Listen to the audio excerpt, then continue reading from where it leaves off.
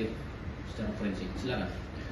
Baik rekan-rekan sekalian, dari penjelasan dari masing-masing narasumber tadi yang merupakan manifestasi daripada kolaborasi interprofesi. Jadi berbagai profesi berkolaborasi untuk mengungkap kasus ini. Artinya ada diferensiasi fungsi yang masing-masing berkontribusi pada penyidik untuk akhirnya mengambil suatu kesimpulan. Yang pertama rekan-rekan sekalian, di Polda Metro Jaya ada SOP apabila terjadi penemuan mayat ataupun jenazah itu harus dijaga sterilitasnya, tidak boleh ada yang masuk kembali sehingga tidak ada materi-materi luar yang bisa mengganggu adanya penyelidikan, kecuali memang terjadi yang korban yang butuh pertolongan baru kita. Tapi kalau sudah menjadi jenazah strict, kita tidak boleh ada yang bisa masuk ke TKP. Oleh karenanya setelah diadakan pemeriksaan, kita mencari keidentikan daripada masing-masing hasil penyelidikan ini, sehingga kami mengambil suatu pointers di sini kesimpulan. Yang pertama, benar bahwa dua jenazah itu adalah atas nama almarhumah Grace A. Harapan yang merupakan ibu daripada jenazah yang laki-laki atas nama David Ari Wibowo. Jadi sudah dipastikan dengan metode DNA dan sebagainya tadi. Yang kedua rekan-rekan sekalian, tidak ditemukan jejak-jejak orang lain yang masuk ke dalam TKP. Kita lihat bahwa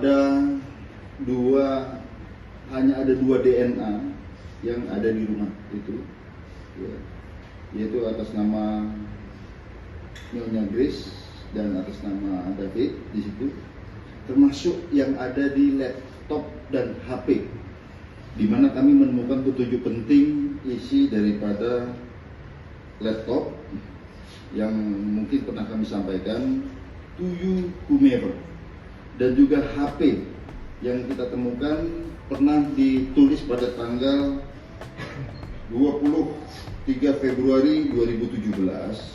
Ya, ini dari HP itu, dan DNA-nya ditemukan di HP itu, DNA daripada David itu, yang berbunyi, saya sudah capek dengan kehidupan, saya capek dengan semua kebohongan, saya capek dengan mama saya yang delusional dan tidak pernah sadar-sadar, saya sudah depresi selama 2 tahun, saya mau bunuh diri. Ini tanggal 23 Februari 2017. Pada tanggal 27 Juli 2023 kami temu juga di sini tulisan dari To You Whomever. Di sini sudah kita translate ke dalam bahasa Indonesia. Jika ada yang membaca ini, maka itu berarti saya sudah mati bersama ibu saya. Tergantung apakah dia akan meneruskannya atau tidak. Nah ini penting. Nanti di penjelasan berikut. Dan di paragraf berikutnya tertulis di sini, sejujurnya saya terkejut. Saya tidak bunuh diri dari awal. Ini clue-nya, walaupun tulisannya banyak, ini clue-nya ada di situ. Kemudian rekan-rekan sekalian, penjelasan berikutnya, keidentikan dengan yang ditemukan di laptop maupun HP. Semua pintu yang ada di TKP, yang kami tadi jelaskan bahwa terjaga sterilitasnya, itu terkunci dari dalam dan anak kuncinya semua tidak ada.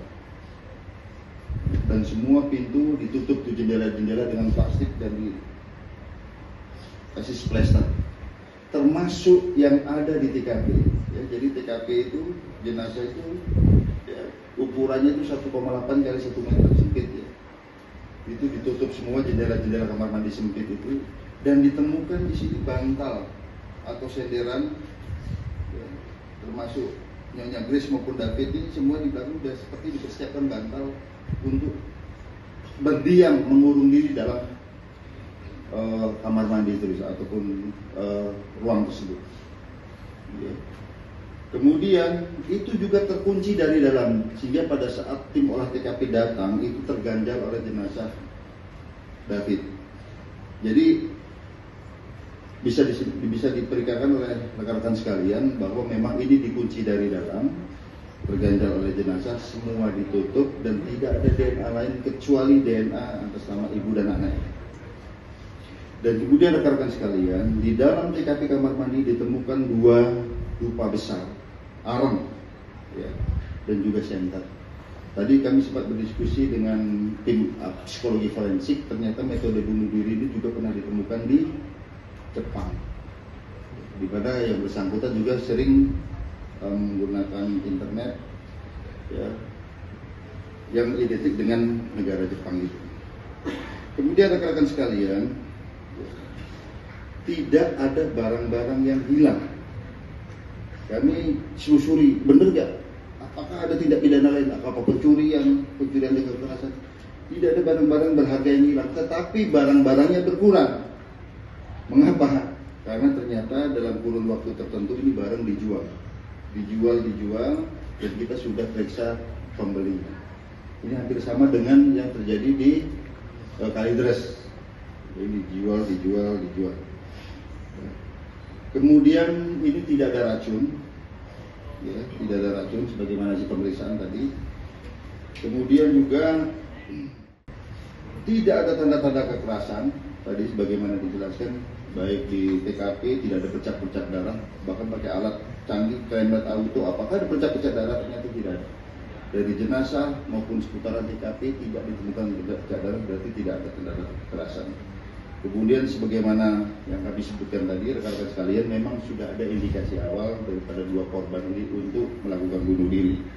Oleh karenanya rekan-rekan sekalian, dari keidentikan beberapa hasil penyelidikan tadi, dari laboratorium forensik melalui metode pemeriksaan TKP melalui DNA dan sebagainya, identifikasi, digital forensik, psikologi forensik, kedokteran forensik, dilanjutkan dengan histopatologi forensik, kami simpulkan bahwa terhadap peristiwa yang terjadi di Cinere ini bukan merupakan peristiwa pidana.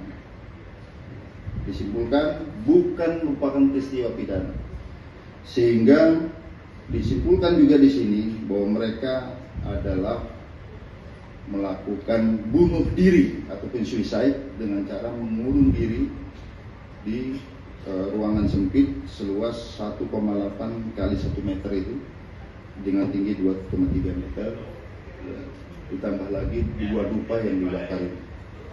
Ya. Jadi sekali lagi kesimpulannya bukan merupakan peristiwa pidana ataupun bukan tidak pidana, dan ini dugaan kuat hasil penyelidikan kolaborasi profesi merupakan rating tertinggi adalah suicide ataupun bunuh diri. Saya kira demikian dari kesimpulan tim penyidik. Selanjutnya kami persilakan Bapak Kabid Humas apabila ada pertanyaan. Yang jelas rekan-rekan sekalian, kami memakan waktu hampir 1 bulan ini, kami rigid melakukan penyelidikan. Ya. Ini 2 kasus unik yang kedua dan rumit yang kedua yang harus kami jawab teka-teki, ya. Dan memeriksa juga sebanyak 29 saksi, baik induktif maupun deduktif kita kerahkan metode penyelidikan. Terima kasih.